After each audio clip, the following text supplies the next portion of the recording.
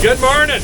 Off to the races. Might have fixed my high range, low range transmission issue. I think there's an air actuator that throws a fork that puts it in the high gear or the low gear. And well, for one, my switch is bad. It's got O-rings that are microscopic that I cannot find replacements for, that are leaking a lot of air in the cab. It's kind of annoying, so that's what you hear in the background there. I got a new one on order. Hopefully be here in a couple days.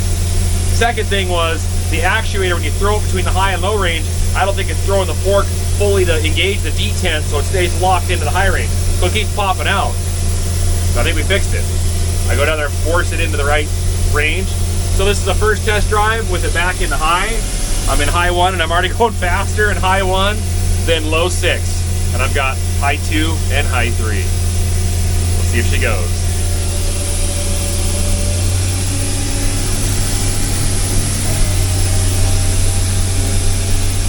Second. Oh yeah. There's third. When she kicks in, she goes. Wait for it. And we're in.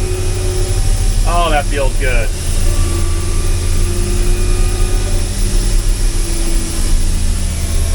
16, 17 miles an hour. Yeah, we'll keep it there for right now. We'll just run it light. Hey, look. Almost all the mud's gone. I pressure washed it for 30 minutes this morning.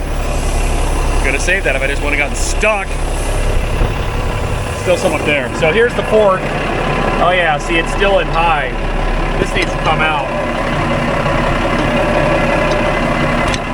So what's going on is it's trying to force it into high right now. This fork really needs to come out. So that's what's going on, I see. Here's a switch. It was right up here. So what's going on is it's trying all the time to throw it in high range. It's there's two little pistons in here, or plungers with a little O-ring on them. The O-ring's shot on the high side, so it's causing air pressure to always go to the high side. So I'm going to get this thing apart. We'll go back to the shop. I'm going to see if I can find a way to tighten that up or fix it, or get plugs to plug all these. So that way I go down there and I manually put it in the high and low range. At least get through seeding season until the new valve shows up. So we got a solution. I got that guy. Hello. He came, and well, turns out I didn't realize I didn't take this. This is the original switch. I didn't take it apart completely, but on the back side, there's 2 O-rings and 2 plungers back there, and one of them was stuck, had something in it, open. So actually, that switch is probably fine. So I'll put all the pieces back in, get it together. I cleaned it all up. But here's what we're gonna do for now, just because we want to run and we don't want that thing to be a problem. Airline coupler, look at that. So we're just gonna take, I want to be in low, plug that together. If I want to be in high, plug those together. Right? No one will ever know. This is Welker Farms alert news flash. Welker Cedar held hostage day 4. That's 4th day. We're rolling. Probably have a little over a day left today and a little bit tomorrow. Finish the yellow peas. Seeding on a field. See my little house. When I get in trouble, that's my house. No. That is actually a natural gas well house. It's a natural gas well. There's natural gas underneath a lot of this land. Most of it, though, has been pulled out. There's not a lot left. There are some producing wells. These are very old wells. And so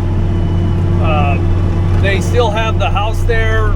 They have a meter chart reading which keeps track of all the gas that comes out of the ground so that they'll pay the royalties to whoever has the royalties. And it's probably what they call a suction well. In fact, well, they don't have any more pumps around here, so I'm not sure if it's even being used. That's my first tank. We're getting down somewhat. Middle tank. You can see the dust that's flying around in there. It's got probably just a little bit of an air leak in top of the door. But there's that area, and then my last tank is right here. It's a little dirty, but it's getting down. And then seeing anybody rear-ended, nobody's riding my tail. So, all right, that's day 4. If anything eventful happens, you'll be the first to know. Just about out of seed, as you can see. I don't have a lot of acres left on each tank. I only got about 1 pass left in this field, but I don't know. Somehow I managed to find a wet spot right on the edge of the road there. I've been turning around to make my pass back on the headland the same on every spot, and I just pulled in here and the tractor just slid down into the ditch. This was probably underwater a week ago, and I didn't see the mud. So I tried backing up. It's just sliding sideways. I might just try going forward and gunning it. If that doesn't work, we gotta get the tractor.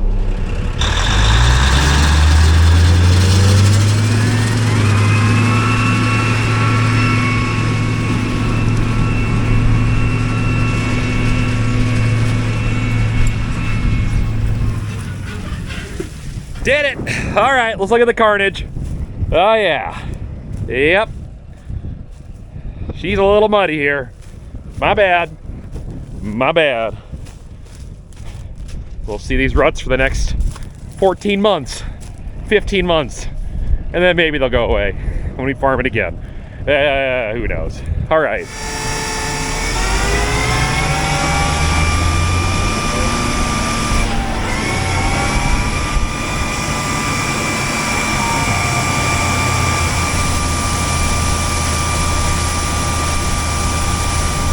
Just looking at my monitor here, I'm pretty sure I'm running out of seed. There's starting to be some anomalies around here. That one there, I don't know what's going on. I can't figure it out. But a couple of these numbers are starting to change, which is telling me that tanks are getting low and running out. So at the end of this pass up here, I'll get out, take a look in the tank, see what it looks like, and probably wait for the truck to come fill me up.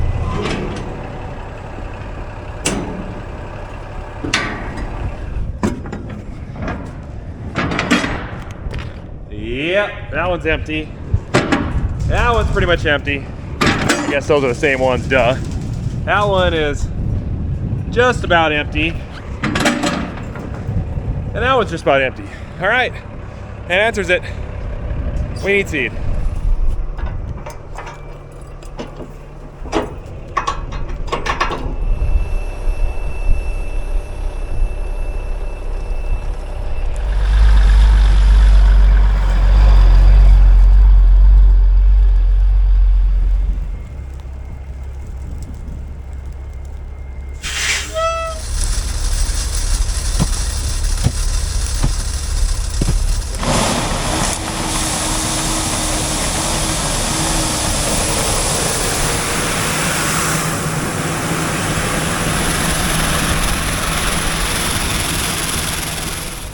And we're good. Let's get back to work. Oh, would you look at that? Someone brought me a lunch. Now to open the door. Yeah, let's see here. There we go.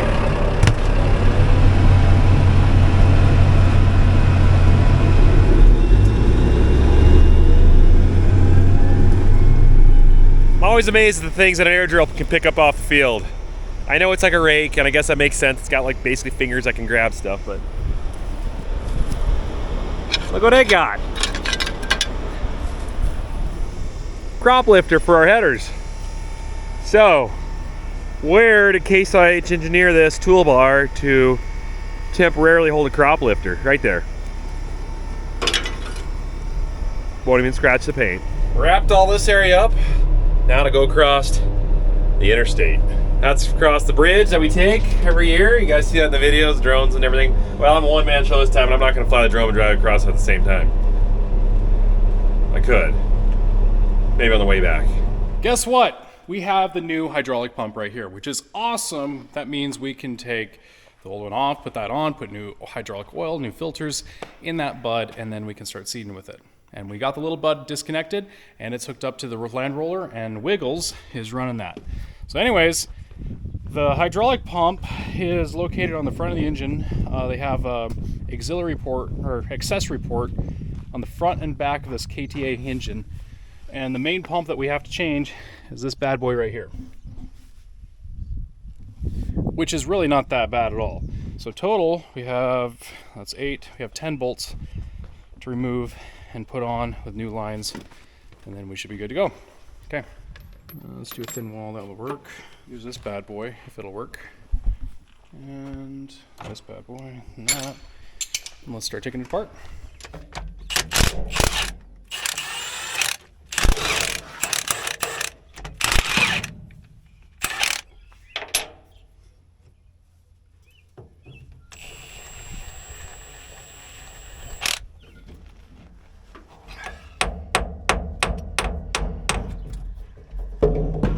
Looking inside, I can see the little gears, and there's heat scorching on them, and I can see little gouges taken out on them. And so this, I think that's our problem for sure. It's been hurt. So that being said, they look identical, which is awesome, which means we can put this bad boy on, put some new hydraulic oil and filters in there, and hopefully we won't have that problem. So anyways, that's the deal. I don't know if you guys can see very well in here, but there's those. And then inside here, it's hard to tell with the camera, but they are definitely like little gouges on it. Now I think they have brass in there that surrounds the gears, and that's what keeps it tight. That brass is going to go before the gears do. But yeah, that's kind of that sucked. It should be, hopefully that's our problem. Whoa, that bad boy is hard to turn.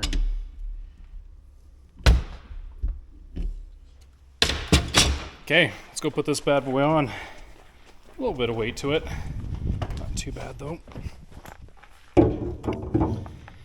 Okay, because we're on a time crunch, we didn't paint it. I know you guys are probably like, what are you doing? We'll throw paint on it when we get it in there, but we just gotta go. That's what happens.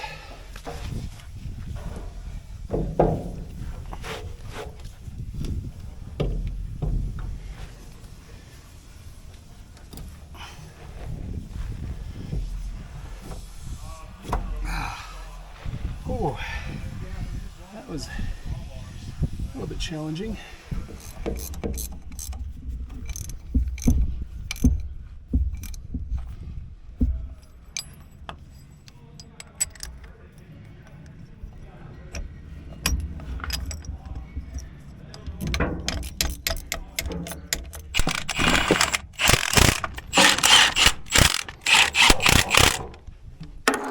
So you just took the hydraulic filter off, and what'd you find?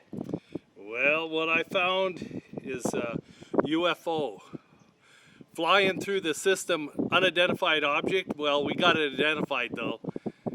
It's the inside, looks like the inside of a hydraulic hose. You can see the little braids on the back where the they have that wire mesh that they braid the hoses and they wrap it with rubber. Yeah, so some hydraulic hose, probably not on this tractor. I bet you it's probably from like that plow that you're running. Could be. And an older one. But anyways, that's a good thing that we're changing the hydraulic filters. All right. Changing oils and filters. Yeah. Cool. Found one thing. Not really what you want to see, but. Problem you had was just Oh. the filter. And guess who's back? Wiggles. Oh, Do you like? yay. No, wait. What do you call yourself now? Bragster? No, I call myself whatever you call me. I started calling him Wiggles, and they kind of stuck. But then Wiggly Wagster is what Nick calls Wiggly him. Wagster. And then Rattlesnake. Rattlesnake. Rattlesnake, because he got bit by a rattlesnake and almost died. Deathly allergic. Yeah, would've thought? apparently. I would have never thought. Didn't know it until he taught us about it. So I almost died. But anyways, this guy here is going to start running that 85-foot Mandaco roller. And he gets to run the little 435 Bud. I'm excited. He likes the Bud. Yes. They're fun. They've just got this old nostalgic character, right? How would you describe it? Well, the only one I ran before was that other farm tractor, the Magnum. Yeah. And you felt every hole, every gopher hole, every dip. You had to be on your toes, and I think just the comfort of the Big Bud for me is it just glides over the ground. You barely feel the holes. I mean, it's just, for my back, it's just a lifesaver. I don't know how many times I hit the roof of that other tractor. So this is nice. Well, yeah, I'm usually not on my toes that much because I get defeated. You know, if we put him in a rougher riding tractor, Laugh at that stuff. then he'll appreciate the old school Big Bud, right? Anyways, he's back, and we're putting some oil in this bad boy. Okay, we got hydraulic oil in there, filters are on, we started the tractor up, we adjusted the flow and the pressure relief, well, the pressure relief is what we adjusted. Now we have 2 gauges on this tractor. We want to make sure that the one up on the cab is not incorrect. So we have a gauge back here. So what he's going to do is he's going to apply the pressure, and we're going to see what this gauge says and what that one does, and I think we're at the right pressure. So we're sitting about 2,500 PSI. It's about 100 pounds off on, 100 PSI off on the 2 gauges. They're really close. But what's it saying? Okay, so with gear pumps, you guys might say differently, but with gear pumps, we want to do at least 2,500 PSI. We try not to go much over that because when you're just slamming it and deadheading it, it's slamming those gears back and forth and they wear out faster. Now, closed center pumps are completely different. You can do 3,000, you can do 5,000, depending on your system. But gear pumps, we're just doing about 2,500 PSI. It's plenty to run the cart error, and also lifting the toolbar up and down might be a little slower than some others, but that was our problem. We had a bad hydraulic pump. So, bomb diggity. Can you release the pressure on this gauge back here? It still has about 1,500 PSI.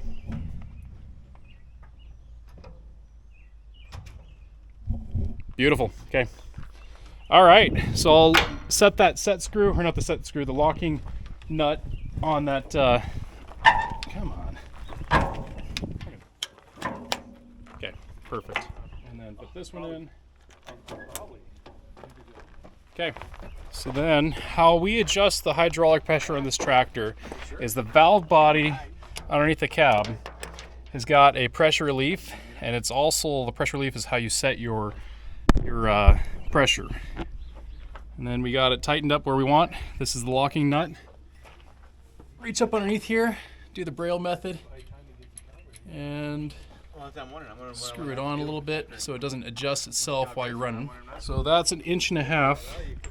So I got an 1.5 inch socket. Okay, we are tight and we are done. This thing needs to go out to the field and start working. That means Grandpa, he needs to go work too. Okay, good deal. And we're putting some more oil in this container here. All right, that's a good feeling. If we had the same problem, then we'd be scratching our heads. Oh no, what's going on? But we were like 98% sure that was a bad pump. So anyways, got a little bit of hydraulic oil on my face. I felt it drip. Good deal. Oh, that feels good. All right.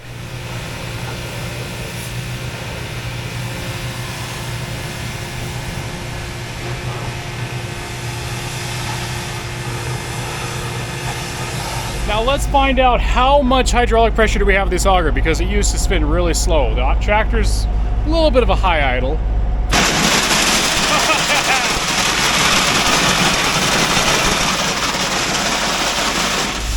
That's how it should have been running. Okay, let's put some Noclin in.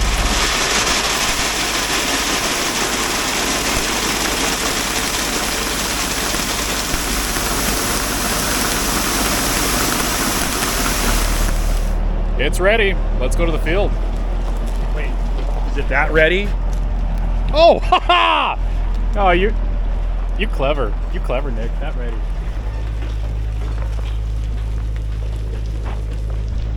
Well, that's a good feeling. See that old girl going again. He's gonna go put some fuel in it and then take it to the field, I guess.